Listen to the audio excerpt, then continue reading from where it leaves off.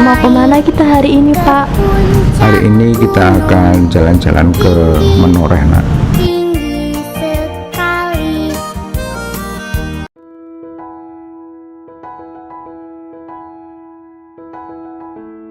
Pengelolaan kondisi daerah aliran sungai sudah dimulai sekitar tahun 1970-an, diantaranya melalui penyelamatan hutan dan lahan serta penghijauan.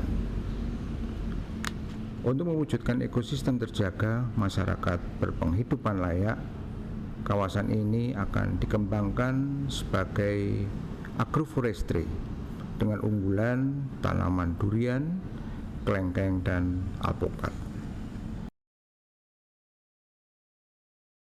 Kita cek, konon katanya itu bibitnya adalah super premium. Betul nggak itu super premium? Jangan sampai yang dikatakan dengan super premium, tapi yang ditanam bibit yang tidak bagus. Ke depan, ya, rehabilitasi daerah aliran sungai itu bisa juga dikembangkan seperti ini, Pak.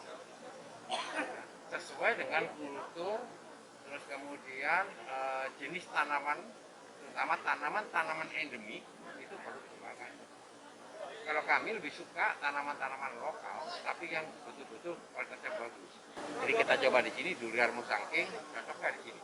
Katanya juga cocok. Misalnya begitu. Jadi tolong kualitas-kualitas unggulan kita di masing-masing daerah itu juga menjadi perhatian.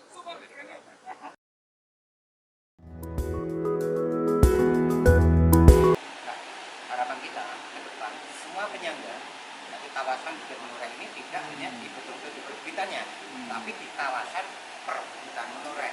Nah, kami itu semua wilayah yang ada di Kabupaten Menoreh itu bisa kita masukin. Kendala itu, mohon maaf, cetak sawah baru yang kami agak berat. Kalau cetak sawah baru di mata pertama sudah itu memang airnya tercukupi, tapi dengan air cukup dikhawatirkan kalau satu itu membebani berat tanah bisa akan terjadi longsor. Longsornya bukan karena kekurangan tanaman, tapi longsornya karena kelebihan air bukan yang betul-betul sama andesit. Kemudian itu marak sekali dengan andesit, luasannya jauh luar biasa. Dan seperti sampaikan Pak Suroso juga, di situ memang seharusnya sudah kita lakukan reklamasi, tapi kontraknya belum selesai.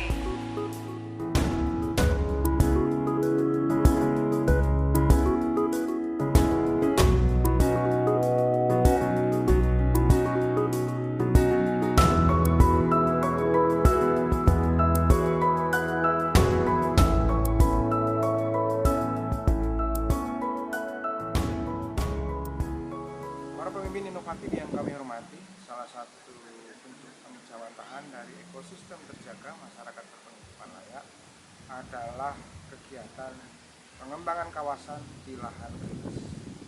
Salah satu contoh adalah di Pegunungan Menoreh. Pada sesi ini kita sudah mendiskusikan pengembangan kawasan di lahan kritis di kawasan Menoreh.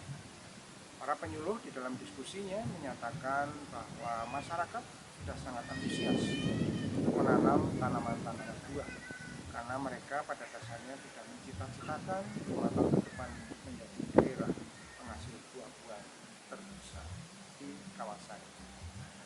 Persoalan yang mesti kita perhatikan adalah adanya kontestasi lahan. Faktor yang sangat mempengaruhi terhadap kerusakan lingkungan di kawasan daerah aliran sungai adalah berupa faktor geofisik seperti banjir, longsor, dan erosi yang disebabkan oleh adanya kontestasi pemanfaatan lahan di wilayah daerah aliran sungai bagian hulu, tengah, dan hilir tanpa memperhatikan keberlangsungan ekosistem daerah aliran sungai itu sendiri. Secara teori, kontestasi lahan ini munculnya dipengaruhi oleh adanya konversi kepemilikan lahan maupun konversi pemanfaatan lahan. Perubahan-perubahan alih fungsi lahan menjadi sangat cepat. Ini yang mempengaruhi adanya land kontestasi. Hal tersebut sangat dipengaruhi oleh mindset atau pola pikir masyarakat mengenai fungsi lahan itu sendiri. Juga yang kemudian menjadi sebuah tradisi atau dalam konteks budaya menjadi satu artefak bahwa lahan itu harus dimanfaatkan sesuai dengan kebutuhan mereka.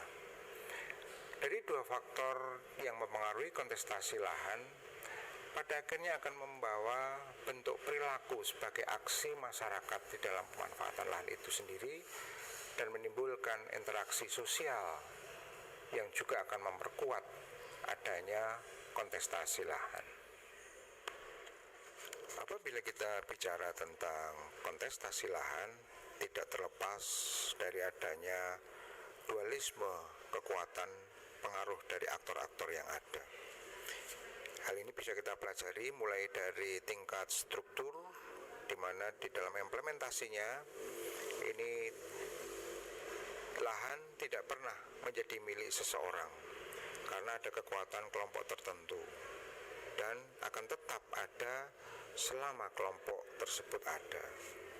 Sementara pada tingkat personal atau tingkat aktor, ini kemungkinan adanya kekuatan satu aktor meskipun ada perlawanan dalam hubungan sosialnya.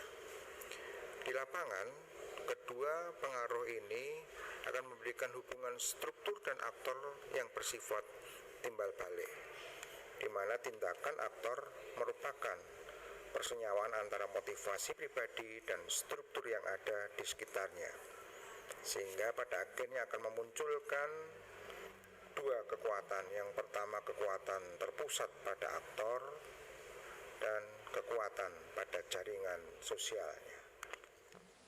Saya kira itu para pemimpin inovatif selamat melihat daerah di kawasan. Salam.